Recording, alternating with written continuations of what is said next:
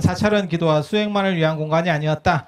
그 얘기 잠깐 할게요. 그러니까 사찰 중에는 여러 기능들을 특수 기능들을 가지고 있는 사찰도 있다. 이런 얘기를 하는 거고요. 뭐 단순한 거 몇 가지만 말씀드리면 이제 그 다음 페이지에 있는 비보사찰이라고 하는 거는 우리나라는 산지가 많고 이래서 잘못하면 뭐 역모라든지 반란이라든지 이런 게 많이 일어난대요. 그래서 몸에 있는 혈자리에다가 뜸이나 침을 놓듯이 절을 세워서 잘 기혈이 통하게 한다라고 하는 개념이 있어요. 그래서 왕건의 훈유십조에도 보면 함부로 절은 불교는 이렇게 높이지만 함부로 사찰을 막 만들거나 이렇게 하면 안 된다. 잘못하면 이게 배가 기울 수도 있다. 뭐 이런 얘기들도 있죠. 그 다음에 27페이지 보시면 역참의 기능 이렇게 해서 예전에 영빈관 기능 했던 거 아세요? 사찰이? 영빈관 기능?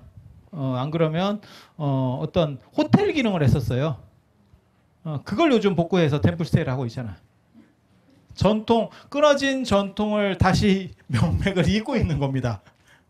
그래서 예전에 그런 기능들이 실제로 있었어요. 그래서 그런 거 보면 지금 여기 보시면 뭐가 나오냐면 안동 제비원 나오죠. 제비원도 그렇고 한 장 넘기시면 중원 미륵리, 미륵대불 이런 데가 다 그런 역참 기능을 가졌던 사찰이에요. 이런 사찰들의 특징은 뭐가 있냐면 교통의 요지입니다. 그 다음에 28쪽 보시면 능침사찰, 왕의 명복을 빌거나 안 그러면 무슨 뭐 귀족의 명복을 비는 그런 사찰들도 있죠. 원찰, 그 다음에 명복사찰 이런 사찰들 특히 뭐 조선시대 왕실과 관련된 사찰들은 다 봉자가 대부분 들어가죠. 그래서 봉은사, 봉선사, 봉국사 뭐 이런 식으로 그래서 봉자 들어가면 이 왕실 사찰이구나 라는 정도 생각하시면 돼요. 사도세자 무덤이 진짜 그게 명당인데 그런 거 아세요? 귀솔깃한 얘기 해드리면 조선시대 왕릉 중에서 그렇게 그런 명당을 음택이라고 합니다. 시체 뉘는 명당. 우리나라에서 가장 그런 명당 자리로 꼽히는 데가 어디냐면 오대산 중대 정멸보궁자리. 음택으로 거의 최고라고 꼽히는 자리예요. 음택으로. 그래서 용의 이렇게 정수리 자리, 이렇게 용의 정수리 자리. 그래서 올라가다 보면 용안수 이래서 용의 눈물 이런 게 있죠. 거기서 이제 물을 이렇게 탁 마시면 어떤 일이 벌어져요? 찝찝하죠. 눈물이잖아. 남의 눈물을 왜 먹어? 그렇게 해서 용자리, 용의 정수리 자리에 중대 정멸보궁이 있는 거고 왕릉 중에서는 제일 좋은 데가 조선시대 왕릉 중에서는 세종 무덤. 여주 쪽에 있죠. 세종 무덤, 그 다음에 사도세자 무덤. 사도세자 무덤 수원에 있잖아요. 용주사 옆에 그죠? 육릉이라고 그래서 그 아들 정조 무덤은 건능, 그래서 윤건능 이렇게 나오잖아요. 그죠? 예. 그 다음에 31쪽 보면 이제 성곽을 지키던 사찰들도 있다. 그래서 북한산, 남한산에 이 사찰 많죠. 그래서 예전에 저랑 같은 방 쓰던 모모 스님이 제 도반 스님이 늘상 하던 말이 있는데 남한산성, 북한산성, 경복궁 다 불교문화재다. 뭔 뜻인지 아세요? 스님들이 다 만들었어. 스님들이 만들었어. 경복궁 이거 중건할 때도 저 대원고대 경복궁 중건할 때도 그 정도 큰 규모의 토목공사를 할 수 있는 기술이 있었던 게 스님들 쪽에서 사찰에서 절 짓는 사람들.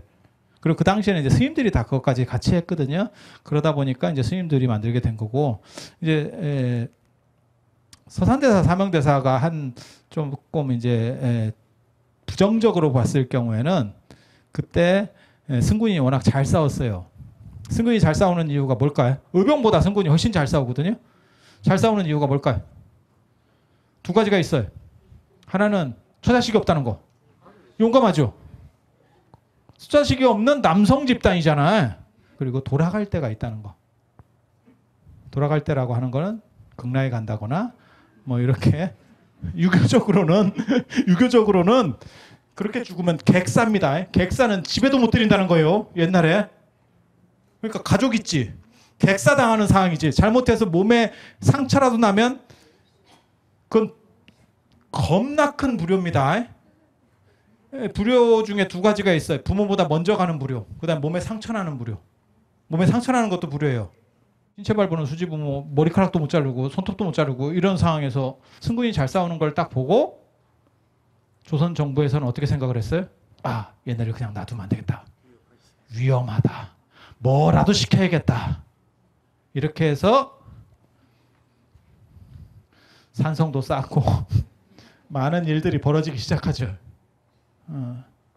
지금 산성 쌓으라 하면 다 속퇴할 건데, 그죠? 이 시절에는 이 시절에는 이걸 쌓고 그러다 보니까 무슨 일이 벌어져요? 산성 안에 절들이 있는 거죠. 남한산성 안에도 뭐 몇 개 있죠. 옛날에 많을 때는 뭐 7개인가 뭐 있었다는 거잖아요. 그렇게 해서 그런 절들 30쪽에 보시면 그런 거.